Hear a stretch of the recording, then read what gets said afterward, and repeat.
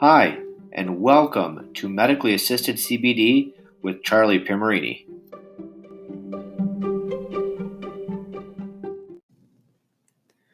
Hi, and welcome back to episode 3.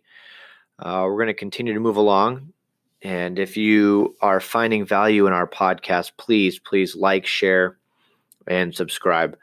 Later this week, we're going to be interviewing some guests. So we're going to release some podcasts with some guests that we're going to be interviewing. So we're going to just continue to bring value. And hopefully, if you enjoy this, just please like and share. So today, I'd like to talk about a very complex topic, and it's what is the endocannabinoid system? Abbreviated the ECS. I'm sure a lot of people that are coming into the CBD space, hemp, cannabis space are seeing these terms, the endocannabinoid system, the ECS, CB1R, all these things, endocannabinoid. What is it? And I'm going to try and break it down as briefly and as simply as possible here, but it's a very complex system, and we're still just learning about it. Relatively new in its discovery in the 1990s, as compared to how long have we known about the nervous system, kidneys, lungs, all of these systems that we've known and studied for hundreds of years, and extensive knowledge and extensive publications and clinical knowledge about this. The endocannabinoid system is relatively new, but it's only new in discovery. It has been around for, they think, over 500 million years ago is when it developed. It's in all mammals, except for insects. So it's very important. It's one of the most important systems as we develop it as embryos. It really is the mastermind telling things of where to go and how to develop. What does endocannabinoid mean? And endo means within. Exo means outside, so endo is inside, like the endocrine system. And cannabis or cannabinoid means molecules that are similar to the molecules that are found in the cannabis plant. So we have a whole body system within our body that binds molecules that are very similar to the cannabis plant. We're going to have another episode about what our endocannabinoids are, these products that we naturally make, 2-AG and AEA or anandamide. But right now, we just kind of want to talk about what the endocannabinoid system is as a 30,000 foot view, kind of an overview about it. So we have this whole system that we've relatively new, that we're just figuring out, and we're just doing a lot of research on. And what's its goal? What is it doing? So its goal is to maintain homeostasis. Yet another buzzword in the cannabis and CBD space that a lot of people throw around. But what does it mean? It just means harmony. It means that our body likes to have a steady state. And the best example that I give to a lot of my patients, a lot of people, are the thermostat and the air conditioner in your house. You set your thermostat to a certain temperature, let's say 75 degrees. And as the temperature, we're in summer, so if the temperature increases above 75 degrees, your thermostat tells your air conditioner to kick on and to bring the temperature back down and stay at 75 degrees. Now that's homeostasis. That is the level that you want your house to be at. Now let's extrapolate that to the human body. Our body has an onslaught daily, nightly, minute by minute, second by second of an onslaught of stimulus from the outside world, from the inside world, from light, touch, sensation, everything. It's a dynamic environment. Everything is trying to move us away from a certain set point. And the endocannabinoid system is charged. It's considered our supercomputer, and it's charged with making sure that our body is functioning in a dynamic environment that's ever changing. It's functioning at its highest level and its most comfortable level. And the endocannabinoid system is responsible for having some type of hand in the process of everything from pain to appetite, sensation, inflammation, thermoregulation, mood, energy, sex, motivation, reward, muscle, stress. It is a very, very vast and reaching system, and we're only learning about it, at as comparatively, we really don't know much about it as we do of the nervous system, the cardiovascular system, the pulmonary system. So we are just learning vast amounts of information about this system every day. Every day there's a new published article. But it's important to realize that this endocannabinoid system is something that that we've been born with, and it just continues to evolve in our knowledge of how integrated it is with every other body system. It is made up of two receptors, the CB1R and the CB2R. Their names are just representative of when they were discovered. The CB1 receptor was discovered first, so it's number one, and CB2 is discovered second. Now, there's a whole lecture that we'll do just about those receptors, but basically the CB1 is, for the most part, found in the central nervous system, in the brain, and the CB2 receptors are found more in the peripheral or on the immune system and kind of on the organs.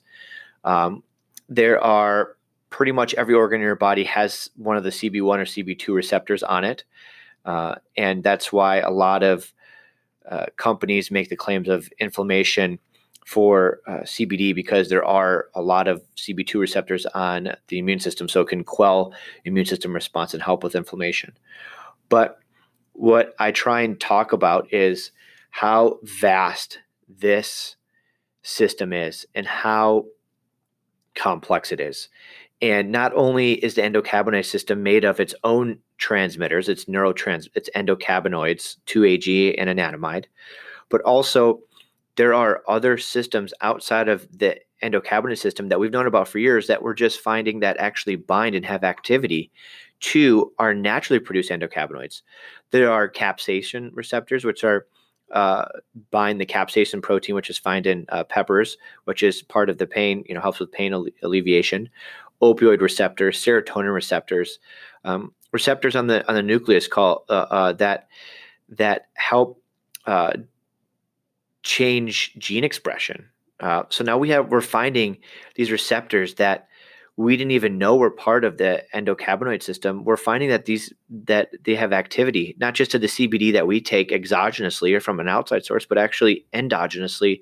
These particles in these neurotransmitters that we make are binding there too.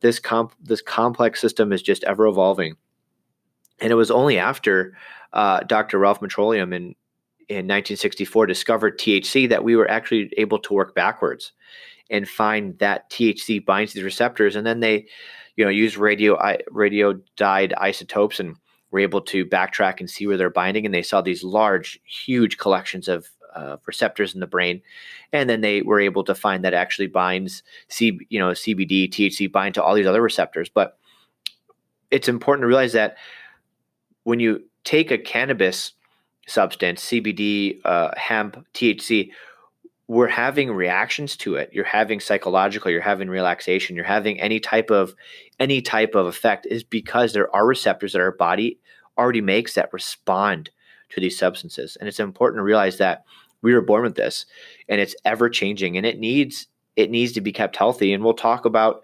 endocannabinoid system dysfunction and how do you burn through your endocannabinoids. Our daily Western life of eating too much and eating the wrong things and being sedentary and getting bad sleep and staring at screens all day. How does that burn through your endocannabinoid system? Because the system is consistently working minute to minute, second to second to keep our body in its natural state of homeostasis. And it goes from anywhere from innervating in the hormones to cardiovascular. And anyone that's ever used cannabis or CBD can tell you that there's certain effects with cannabis products. You feel it when you use cannabis or when you use CBD. That's because those receptors are located on specific organs and specific neurons and specific places in your brain.